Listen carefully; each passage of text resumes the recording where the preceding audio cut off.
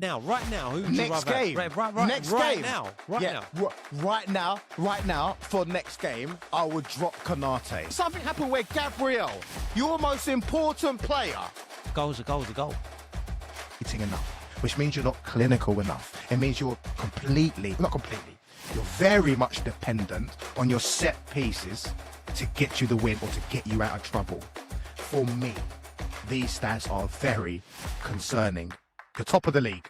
You're playing bad, but you're winning the games. But that is a concerning stat. I still believe there is a three-way title race this season, Mark. I still believe it. And let me tell you why. Bournemouth and Sunderland are good teams, and I think they can both put the pressure on Arsenal at the top. What are you saying, Marky Mark? Wait, I'm good. But what, throughout the entire season? Well, Are you joking? Look what happened to Nottingham Forest last season. Well, it ain't going to be Haaland Nottingham FC, Forest and it ain't going to be Liverpool, is it? Well, you don't really know that. You can't really say. We still have 2 months to... I'm messing about. That was more a jab to Haaland FC and Liverpool, who, well, let's face it, they don't need any more jabs from me, do they? But look, you have a point. You're rightfully right to bring that point up, because everyone is saying, including Gary Neville. I saw the Gary Neville podcast after the Arsenal game, and he clearly said this is Arsenal's title to lose. I mean, where are you getting that from, Gary? Right, because there's still so many holes in Arsenal's play. You still can't disregard Liverpool and Chelsea and even Manchester City, because we're not even halfway through the season. A lot of the teams after the Christmas period, when they're so congested and everything normalizes, that's when they start picking up points. And that's when teams like Arsenal could possibly start dropping points. Imagine something happened where Gabriel, your most important player, in the Christmas period, something happens to him, and it can, because they're so heavily reliant on him. If something happens to him, everyone's opinion is going to change. And they are. And you're going to see it visibly on the football pitch, because I think that I've seen a few pundits and stuff yesterday after the game saying that he's the most influential player. And 100%, if you've got eyes, this is clearly the case. They say he's the most influential player, not just for Arsenal, but also for the entire Premier League. And I totally understand it, because if anything happens to him, Geezer, we will not. I think that your so solid backline, your best defence in the world football in the Premier League, that could easily capitulate. And we'll turn back to last season when he got injured and it was William Saliba on his own and he looked friggin' lost, Geezer. Yeah? So there are lots of context behind that, but the main talking point, which I hear online and throughout the pundits, is, it's Arsenal's title to lose. Geezer, no one can really say that. We still have 2 more months to the end to halfway to the season. Oh, no, exactly. I'm with you on this. By the way, I agree with the point. Gabriel is the most influential player in the Premier League. If he does go down, it does pose a problem for us. Luckily, I do think we're the best equipped to handle if Gabriel goes down. But let's put it this way. Of all the defenders that can go down for us, Gabriel would be the biggest loss, the biggest miss. He is our leader. He is our stalwart, and he is the most influential player in the Premier League right now. I truly do believe that. One thing I will say about Gary Neville, again, Gary, by the way, Union Jack's here just for you, buddy. Feel free to come down and take it off this middle-aged brown man. He goes around and saying things like, it's Arsenal's title to lose. He even said it before. I think he even half mentioned it on the overlap before we beat Palace. So before we beat Palace, we were only 4 points ahead of Liverpool. Now, bearing in mind, he never once said that when Liverpool were 5 points clear. And now he's saying it when Arsenal were 3 points clear at the top. There's such a long way to go. There's a best part of 30 games still. So I'm with you on that. Mark, what we're going to do, we're going to keep it short and snappy on this podcast. There's a few things that we're going to cover off today that no one else is talking about. One of the things was obviously a 3-way title race is still on. Look, I've got to say this. I do believe that City and Liverpool have just too many holes at the moment for them to string a run of games together. So say, for example, Arsenal do have a stumbling block, Mark. Let me ask you, if Arsenal do have a stumbling block, and it will happen at some point, we'll hit a blip in this season. Do you believe that City and Liverpool are primed to fully, and I mean fully, capitalise on that potential blip, given the current holes and situations with both squads respectively? Yes, I do, because as I said right at the beginning of the podcast, right, it does take some teams to click into gear. I have said also before that if you really want to win the league nowadays in 2025 and 2026, you need to be on it from the get-go. I do understand people saying, oh, it's Arsenal's to lose, because if you have a look at their direct competitors, you have a look at Liverpool, have a look at Manchester City, they're so inconsistent at the moment. Right? They can't pull a bunch of wins together, apart from that small little win that Man City won. But they lost over the weekend. No one expected that. They're so unpredictable. They're so inconsistent. And I think right now the most important words are right now, because it only takes a few games, right, where they can string some wins together. The momentum builds massively within the club, within the team, within the manager, and that could change everything. It's still too early. I understand why people are saying that right now, because everyone is so inconsistent. And I get it. Oh, it's Arsenal's to lose. But it's so close to we're not even halfway.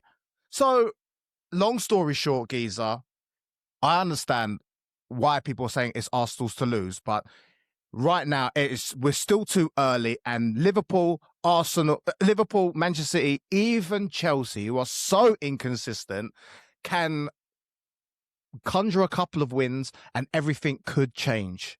I think the better idea would be to see after the Christmas period at the halfway mark where the teams are, because that Christmas period, that can completely derail Arsenal, and it could completely lift a team like Liverpool or a team like Manchester City. So we'll just have to see. But no one can take Liverpool and Man City for granted right now, as it's so early in the season.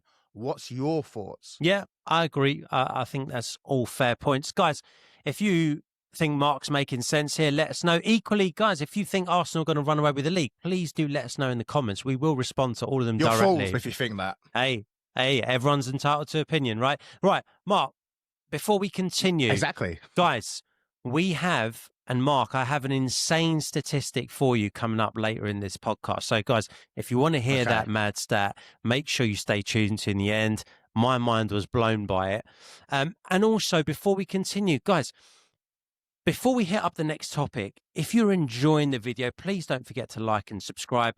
It helps us realize and recognize that actually this is the type of content you like. And if this is the type of content you like, as I said, like and subscribe, and we can deliver more of it. Now, Mark, next talking point that no one else is talking about that I want to speak to you about.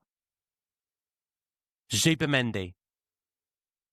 Pundits out there are saying Zubimendi is acclimatised the best. He's hit the ground running for Arsenal. He's a massive upgrade on Thomas Partey. He's even the best signing that Arsenal have made of all the signings. But here's my take on it. I think Martin Zubimendi, and against Palace, he was poor. And it's not the first game where I think he's given the ball away, misplaced passes. I think he's still acclimatising. And as I said, against Palace, a number of times where he messed up a lot and actually got bailed out through Palace mistakes. On another day, that costs us. I don't think Zubimendi has been as great as everyone else is raving about. Is it just me? In regards to Zubimendi, I do understand where you are coming from, but the other context which you understand, he's come to a brand new league, a brand new team. Yeah, of course. I think he's settled in okay. He'll get better as the season goes along. 100. To say that he's better than Partey was one of your best destroyers of the game when he was playing for Arsenal. I think that Zubimendi has more of a complete package. But in terms of destroying and sitting at the base at the 6, I think I still personally prefer Partey. Now, Zubimendi, he's one of those players like a David Silva, like a Xavi Hernandez, who was brought in to actually dictate the play, right? Dictate the speed of the play. And whilst he does that, I am expecting a little bit more. He scored a couple of goals in the Champions League or whatever it was, and he looked great. That's fine. He's not really renowned for scoring. I think, though, let him acclimatise a little bit better to the league. You need to give him a little bit more time. Does he fit in the first 11 currently? Is he a starter for Arsenal? Yes, that is my opinion. Otherwise, who are you going to replace him with? I don't want to replace him. I don't want to replace him. And for the record, I do want to throw out there, Mark, I think Zubimendi is going to be a great signing. I just think people have jumped the gun a little bit. I do think people have jumped the gun a little bit here and just gone, oh, he's been the best signing since, I tell you who has been an absolutely incredible signing. Going on to my next point, Mark, so we've got a few bits to cover here. Mosquera. For a snip of the price, 11 mil. Every time I see Mosquera jump on the pitch, he just seamlessly fits into our back line. Now, maybe that's because our structure is already well built. It's an easier back line to jump into than other back lines, and you've got to take that into account. But the kid's young. He's a teenager still, I believe, and he was only about 10 mil. And again, he looked really good coming on for Saliba at half-time, who's picked up a knock. And there was just no disruption. And my next point to you is, and again, no one else is talking about this, is here's my hot take. Mosquera and Hincapié, who made his debut yesterday, can be in the first 11 for any other side in the Premier League. What do you reckon? Shut up, bro. Name me a team that they don't get into right now. The City team. Ruben Diaz. Everyone's loving up Ruben Diaz. Honestly. Okay, bro, hold on. Just because they're not playing at their best doesn't mean that you get players like Hincapié or Mosquera. No, they wouldn't. They wouldn't get in. It's okay for these players. Mark, what would you rather have? Would you rather have Ruben Diaz and John Stones, or would you rather have Mosquera and Hincapié right now? Who would you rather have? Okay, yeah. Maybe Ruben Diaz and John Stones. Maybe there's a reason. Thank you for saying it like that. Maybe there's a reason why no one else is talking about it. Because it's absolute Man City. Okay, but outside of Man City, serious question. Outside of Man City, would you rather have Mosquera and Hincapié or any other centre-back pairing in the Premier League right now? Right now. What, instead of Van Dijk? Are you talking about Liverpool? So anyone? No, I'm talking about any Premier League team. I mean, Liverpool, obviously, they've conceded 14 goals. Van Dijk is too busy. He's still twerking by the corner flag. Listen. We're talking about right now. Would you rather have Mosquera and Hincapié over any other centre-back pairing right now? And don't give me that Bambi on ice Konate, mate. I would.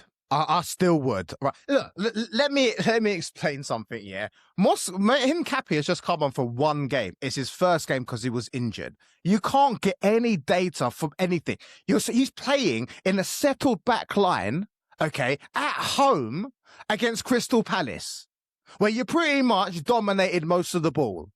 You can't say from that one game, with the reason I just say, oh, you know what? He's not fit enough to slot into any 11 in the Premier League. That's silly, bro. Would you rather, your gut feel, would you rather have Konate ahead of him right now? Present Konate, not when Real Madrid were turning Konate. Ahead of Hincapié. Bearing in mind, the performance that Konate has just put in against Brentford, which was arguably his worst performance of the league so far, and there's been a lot of them.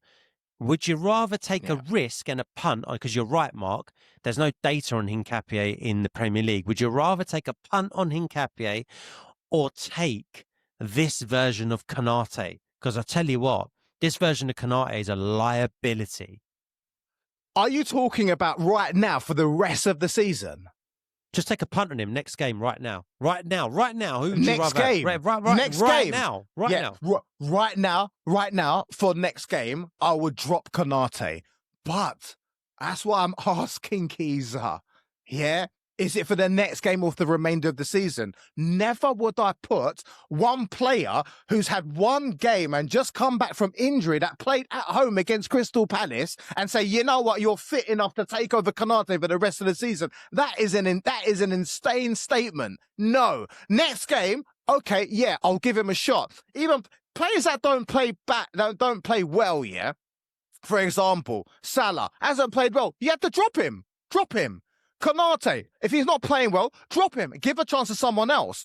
But that doesn't mean that I'm going to completely disregard and move Konate to the side for the remainder of the season. You can't even bring in Hincapié. He hasn't done anything.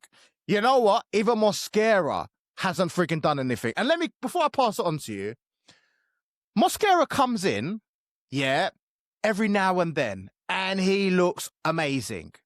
If Gabriel gets injured, and now you are relying on Hincapié or Mosquera to fill those shoes for the remainder of the season, my question is, how well will he fare? Because it's all good doing it for 1-2 games where you're just coming in and playing at home, but is he the main one to be playing? And will he play like that so well every single game to the end of the season as a replacement to Gabriel? Bro, you don't know that. You don't know. He could have one game where he has a big mistake. The press, the pundits, the fans put so much pressure on him. The next game, he doesn't come back. That's easily a possibility. Mark, have you seen... It's too early. Have you seen Remember the Titans? Of course I have. One of my favourite Denzel movies. Yeah, same here. So it's top 3 easy. It might even be number 1. I'm not even sure. Right. Relax. Well, it's American Gangster. He's got so many. Training Day. Anyway, Remember the Titans. Denzel. Yeah. Gary Bertier gets injured. What does he say? You can't replace a Gary Bertier. Mark, you can't replace a Gabriel Magalhães. You just can't replace Gabriel. That is such a difficult question. Yes. Would I trust anyone to replace Gabriel right now? No. Mark, we have to move on, but I'm sure we'll cover Mosquera and Hincapié. Guys, let us know as well if you think I'm barking mad. There is something to be said, though, for guys that have made no mistakes and come in and just filled in shoes compared to a guy who's making on average 3 to 4 mistakes a game. Every game, Konate, you are not going to Real Madrid if you continue like this for the rest of the season. Right. Mark, another take. Everyone talks about Eze, and Eze got his goal yesterday, yeah? Playing in the middle, got his goal against Palace. Great finish, by the way. Really, really good finish. And it got us 3 points. All well and good. Here's another point I want to make. Arsenal are missing Martin Ødegaard. Why do I say that? I say that because, and again, you can say, okay, well, he was looking good, but he's only a couple of games, Neil. Martin Ødegaard looked back to the player he was for about 2.5 games. And he started settling back into that role of being the conductor in front of the conductor. And what I mean by that is Zubimendi's the conductor at the base, and then Ødegaard's just in front of him, and he looked like he was controlling things. And he kept looking like he wanted to play the ball forward. A real change in attitude from Ødegaard for the first 5 games of the season where he didn't want to, or first couple of games of the season where he wasn't playing the ball forward. And when Ødegaard is in that mood and that mentality, he delivers a better forward ball through the lines than any other player we've got right now. Arsenal miss Martin Ødegaard. Agree or disagree? Agree up to a point, because last season, you will tell me, I don't even need to say, he was so off form, it was alarming. Even the first couple of games this season, his first couple, they were like, where is he? Where's the Ødegaard? Where's the influence? Where's the breaking the lines passes? Then he comes up with those 2-3 games, as you mentioned, and even I was like, here we go. This is what I'm expecting. This is what I want to see from Ødegaard. That's why you're playing. It's not to put the ball side to side. It's to break the lines and find assist. If you're not going to score, that's your job. That's your job. And he was doing that.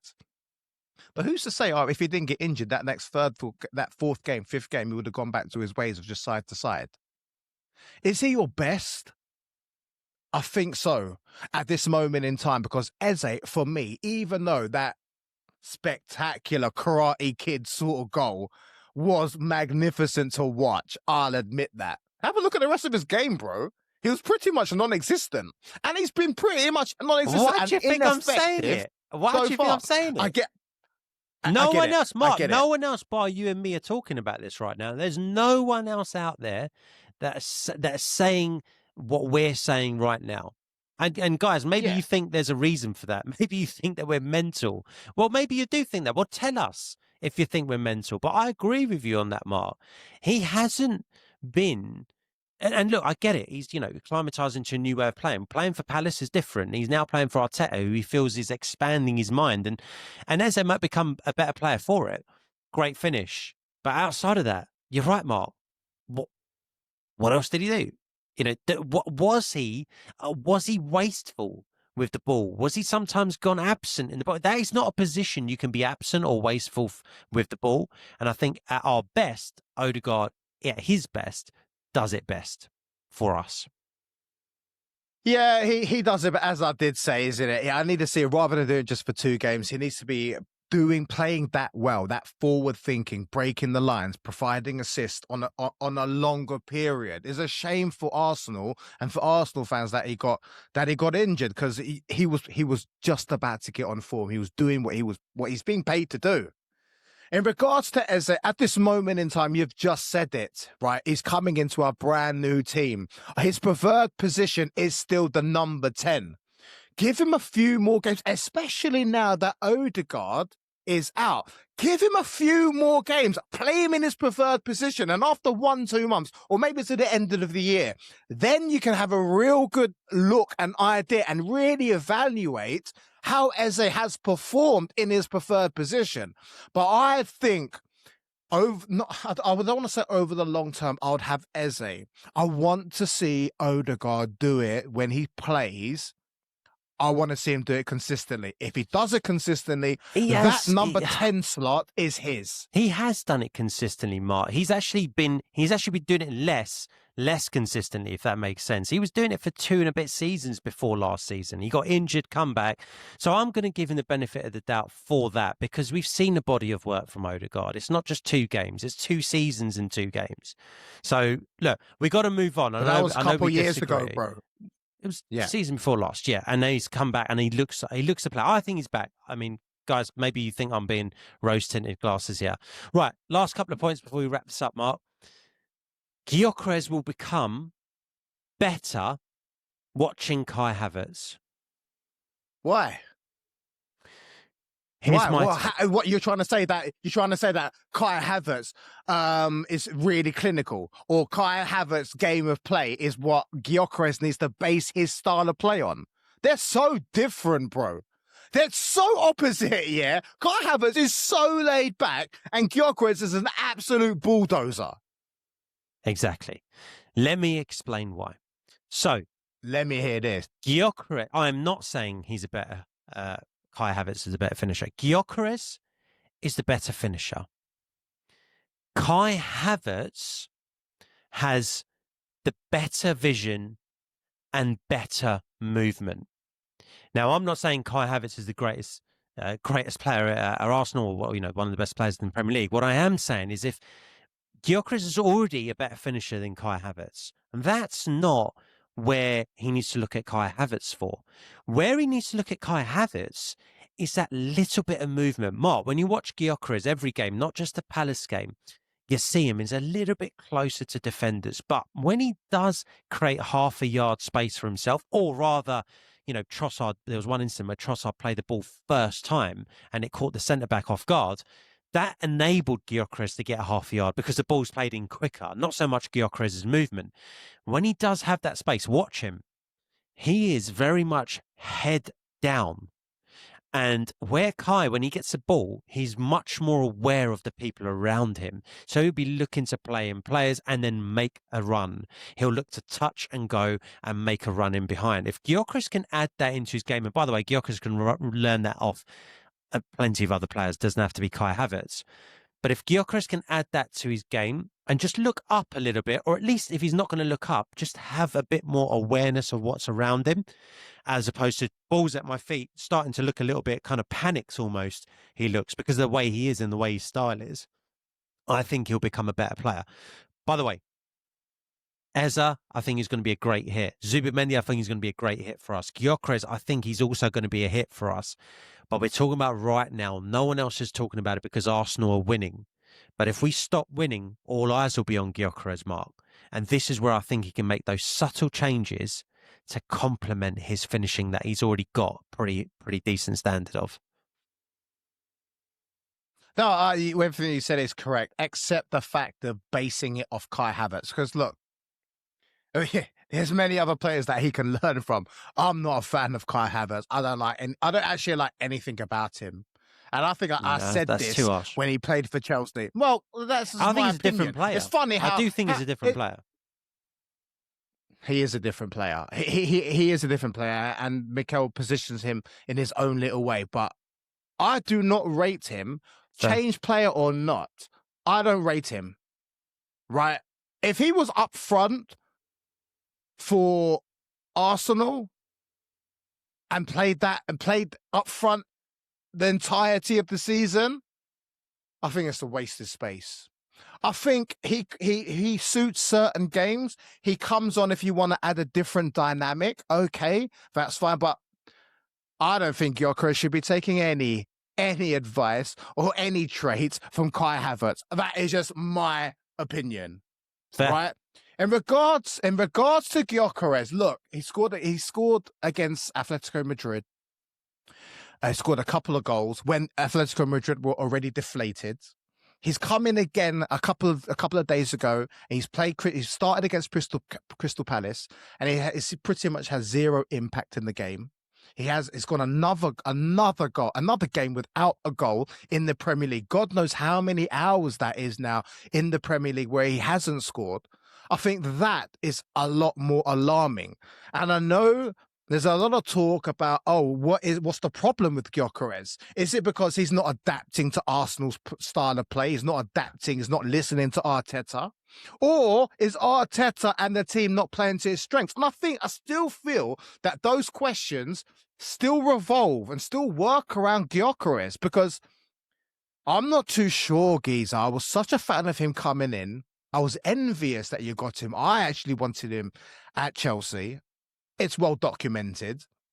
It is still early, but I am a little bit concerned with Gyökeres because I get the feeling that the jump from the Championship, from the Sporting, from the Portuguese league, the jump to the most intense,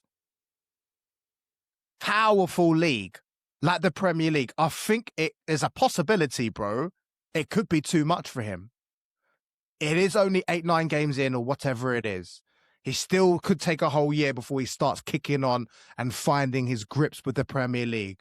But it is a little bit concerning from an outside perspective. It's concerning from an inside perspective as well. But look, I will move on. But listen, your point, are Arsenal doing enough to find him? Well, we are starting to do enough. We are starting to do more to find him. And that's what I'm saying, Mark. He needs to improve his movement. There was countless times Martinelli tried to find him yesterday. There's countless times it's happened where players are trying to find him, but he's just not in space, Mark. He's just not in space. So he needs to learn just how to create half a yard at the right time, not the wrong time.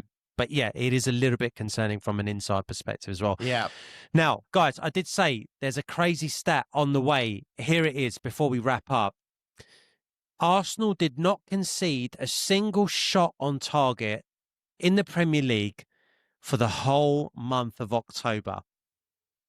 No one else is actually talking about it because there was this phantom shot on target from Crystal Palace against Arsenal during the game. Guys, if you think there was, prove it. Send me the picture, because it didn't happen. So, my hot take, Marky Mark, Not a single shot conceded on target in the whole month of October. What do you think about that? Well, super impressive. Super It's mental. impressive. It's such a mad stat. It is a mad stat, but it's backed up by us and everyone else saying that Arsenal just have the strongest defence in the Premier League in world football, and now everyone is saying that, including us. It's a crazy stat. Congratulations to Arsenal. You're so solid. But what happens if Gabriel, if something happens to him? Listen, you could have just ended it there. Then. Why'd you have to put this stuff out in the aura, in the ether? Stop doing that. Look, fantastic. I can't. No one. I'm not taking that away. No one can take that away. You defensively, you guys are so strong. I'm gonna give you marquee stats of the day. Okay. This season, Arsenal have scored 16 Premier League goals. 9 of those goals are from set pieces. And only 5 or 6 are from open play. Now, Arsenal have played, 9 games now in the Premier League? That's a lot less than 1 goal per game. In fact, if you check the stats, the percentage of open goals, you're ranked 20th in the league with only a 31% stat. You've got more set pieces than anyone in the Premier League. It is your get out of jail free card. Because even the game against Crystal Palace, your first shot on target was on the 33rd minute. Your first goal came on the 39th minute. Again, from a set piece. We know you're kings of set piece in world football. My question to you is, you've scored 5-6 goals from open play, which means you're not creating enough, which means you're not clinical enough. It means you're you're very much dependent on your set pieces to get you the win or to get you out of trouble. For me, these stats are very concerning. You're top of the league. You're playing bad, but you're winning the games. But that is a concerning stat. Are you worried as an Arsenal fan? Do set piece goals count as goals? Yes. Okay, cool. Oh, no, I'm not worried. I'm good. Listen, here's the thing, Mark. We talk about set pieces. I couldn't care less. Listen, a goal's a goal. Now, I do think, we do score a large number of set pieces, but we've already proved it's sustainable for us. We don't concede any shots, let alone goals. You will relax. Hold on. It's 8 games. It's 9 games. We've done it for 4 seasons. We've got 66 Premier League goals from set pieces. And for 4 seasons, you have not won the league. You have not won the Premier League. So that stat, but it's sustainable. I'm disregarding but it is sustainable. And here's the other thing, right? The only stat that matters is who's top. And it's us, and we're extending our lead. So let's say we slip up, and you're saying it's a get out of jail. I would say a slightly different thing.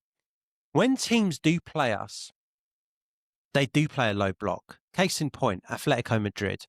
They really play Banks and Diego Simeone sides. You know what they're like. They don't open up. And it took a set piece goal to open them up because they're playing low block. So now we have to find a way to open them up.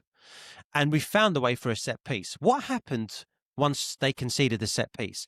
They had to open up and try and get something out of the game. And at that point, we did rip them apart. So we scored a couple of goals from open play. We can do it all, Mark. There's no way on earth that the only goals we're going to score this season are going to be set pieces. We all know we're going to score goals from open play. It's just if teams want to play low blocks against us, we'll still open you up. And I have no concern because what we did this weekend, playing the way we did, playing badly or whatever you want to call it, scoring from a set piece, is we extended our lead at the top of the table. It is now 4 points to Bournemouth, and it's 7 points to Liverpool and 6 points to City. So to your point on set pieces, a goal's a goal. Nothing much I can say. I mean, guys, if you're watching and you're Arsenal fans, do you guys think it's sustainable? Do you agree with your compatriot Neil with his England flag? And let us know in the comments down below. We would love to hear from all of you. Are there any points that we've missed out? What throughout the podcast you absolutely disagree with? I know some of you Arsenal fans disagree with me. Let us know in the comments down below. We're going to reply to every single one of you for our next content. Click this video right here and we'll see you lot there. Thank you, guys. Boom.